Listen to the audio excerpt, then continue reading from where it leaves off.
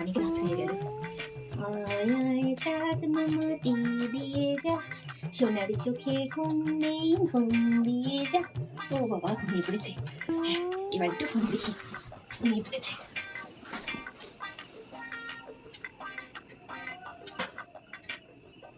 ও কি ফোনের দিকে দেখছে? মনে হচ্ছে দেখছে।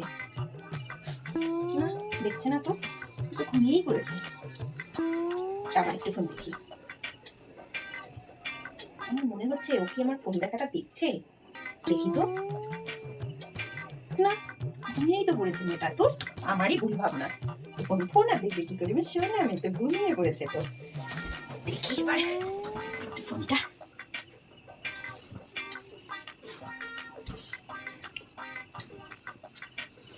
একটু ফোনটা দেখি তো।